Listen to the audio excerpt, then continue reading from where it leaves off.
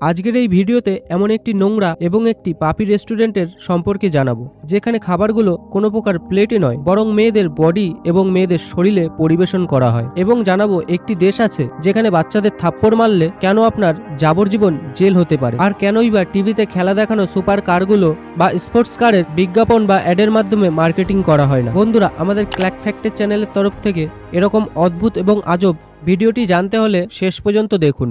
Number 1, এবার পৃথিবীর সবথেকে অদ্ভুত এবং নোংরা রেস্টুরেন্টে সম্পর্কে জানাবো। হ্যাঁ, এই রেস্টুরেন্টে খাবারগুলো কোনো প্রকার প্লেটে নয় বরং মেয়েদের বডিতে বা শরীরে রেখে পরিবেশন করা হয়, এবং এই পরিবেশনকে বলা হয় বডি সুশি ওয়েস্ট হলিউড।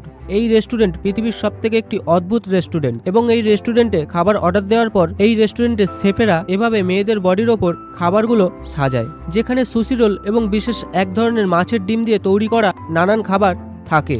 আর এই নোংরা এবং অদ্ভুত রেস্টুরেন্ট জাপানের টোকিও শহরে অবস্থিত, এবং এই রেস্টুরেন্টে খাবার খেতে হলে আপনার প্রথমে $1000 দিতে হবে এবং এই সব মডেল মেয়েদের হায়ার করতে হবে। শুধু তাই নয়, খাবারের জন্য আলাদা করে টাকা বের করতে হয়। আমি মনে করি পৃথিবীর সবথেকে নোংরাতম রেস্টুরেন্ট। আপনার কি মনে হয়? কমেন্ট করুন। নাম্বার 2, বন্ধুরা, আমাদের দেশের বাচ্চারা অনেক দুষ্টুমি বা অনেক শয়তানি করলে মায়েরা অনেক সময় রেগে যেয়ে তাদের পিটানি দেয়, যদিও মায়েরা এটা সিরিয়াসলি করে না, মুহূর্তের মধ্যে আদর করে আবার বুকে টেনে নেয়। তবে আপনি জানেন কি, পৃথিবীতে এমন একটি দেশ আছে যেখানে 16 বছরের কোনো শিশু বা বাচ্চাদের থাপ্পড় দেওয়া পুরোপুরি বা একেবারেই ব্যান্ড আছে। আর এটা যেমন তেমন ব্যান্ড নয়, বরং এটার জন্য বিশেষ করে আইনও রয়েছে। হ্যাঁ, এই দেশটির নাম হলো স্কটল্যান্ড। স্কটল্যান্ড হচ্ছে প্রথম দেশ যেখানে 16 বছরের বাচ্চাদের থাপ্পড় মারা নিষেধ এবং পুরোপুরি ব্যান্ড আছে, এবং এটার আইনগতভাবেও শাস্তি রয়েছে, সে হোক মা বাবা কিংবা অন্য কেউ। 2019 সালে স্কটল্যান্ডের পার্লামেন্ট এই আইনটি পাশ করে, আর 2020 সালে 7ই নভেম্বর থেকে এই আইনটি চালু করা হয়। তো এই আইনটির ব্যাপারে আপনার কি মতামত তা অবশ্যই কমেন্টে জানাবেন।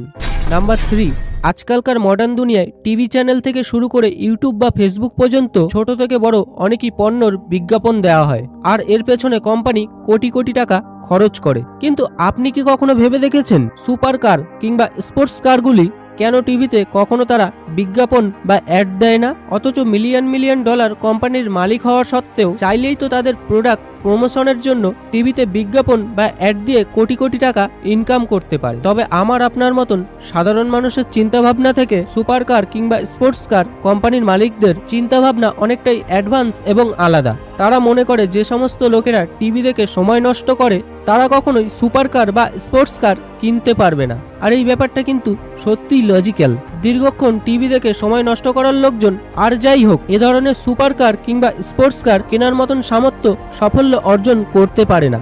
আর এজন্যই সুপার কার কিংবা স্পোর্টস কার কোম্পানি টিভিতে অ্যাড বা বিজ্ঞাপন দিয়ে তারা ফালতু টাকা নষ্ট করে না।